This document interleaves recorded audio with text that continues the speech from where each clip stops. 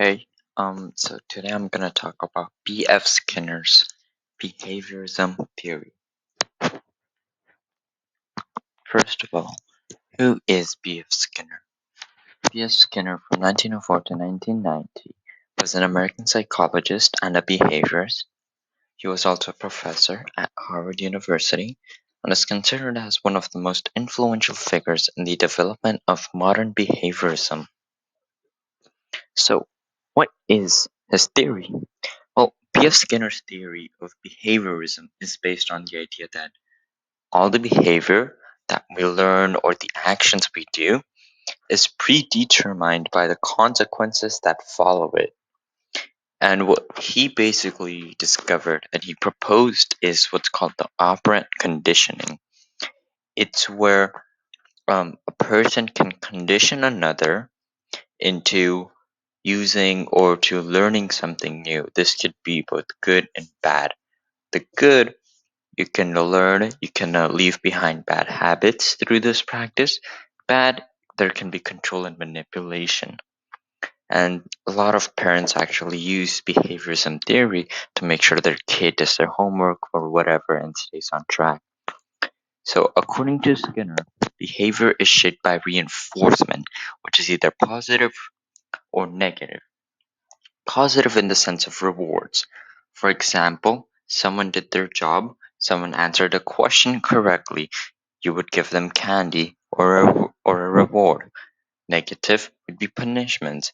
So if you didn't do good on a test or a quiz, you would be grounded.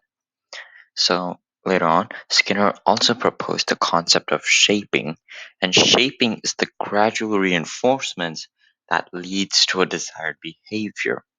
An example of shaping is that I am being consistently praised for finishing my homework or my quizzes, doing good on them, and all of my tasks on time.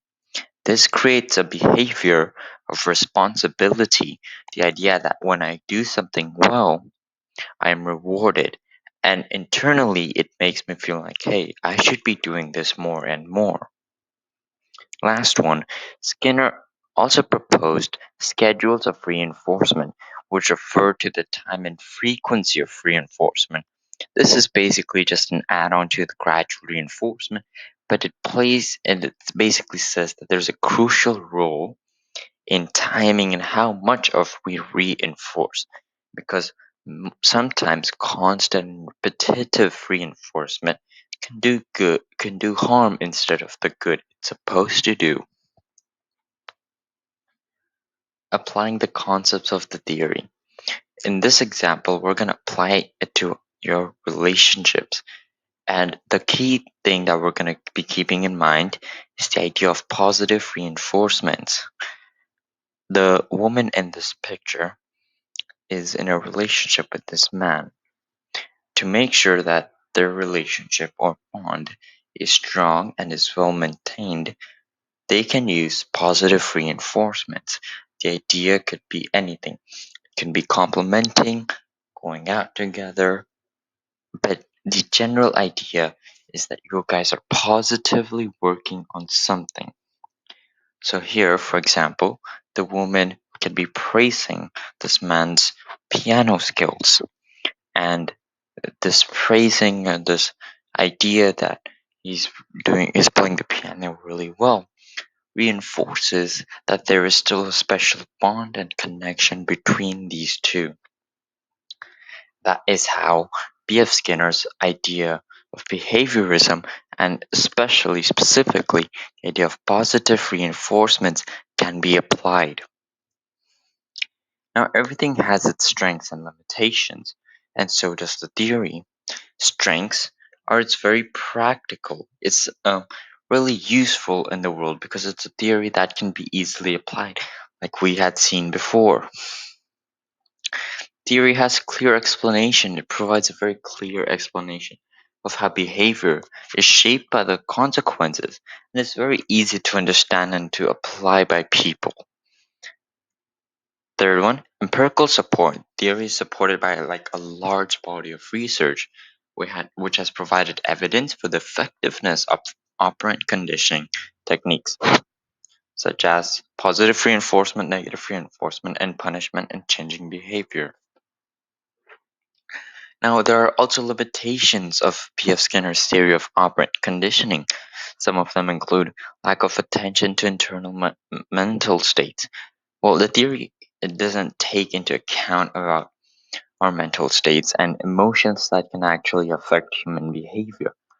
And this also kind of leads into the second aspect of it that, well, human behavior isn't simple. And so this theory really oversimplifies the idea of human behavior.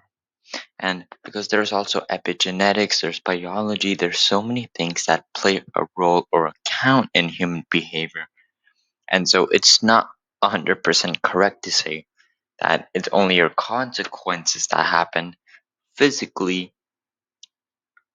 give the actions that come out of it. So behaviorism theory really oversimplifies human behavior because it's mostly based on observable behavior and it disregards the complexity of human thought and motivation.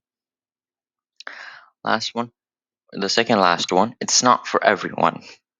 The theory isn't always effective for everyone and it won't always work. So for example, the idea of negative reinforcement or punishment don't always work for everyone. Sometimes they need to be praised in order to do better and not to be punished. There's also ethical concerns about punishment. That always punishing someone is not very ethical.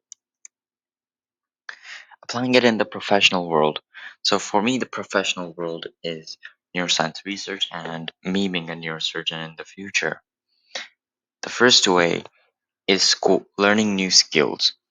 And this can help me learn a lot of new skills. It can help me sharpen my surgical skills, which is a key role, patient rehabilitation. So, theory can be used to help patients who have suffered a neurological injury or disorder to regain their abilities and independence. For example, a neurosurgeon or neuroscience researcher can use positive reinforcement to increase patients' compliance in physical therapy or other rehabilitation exercises. Number three, research. Skinner's theory can be applied to neuroscience research and the study of animal behavior, where we can use operant conditioning to modify the behavior of animals in order to understand the neural mechanisms that underlie in their behavior.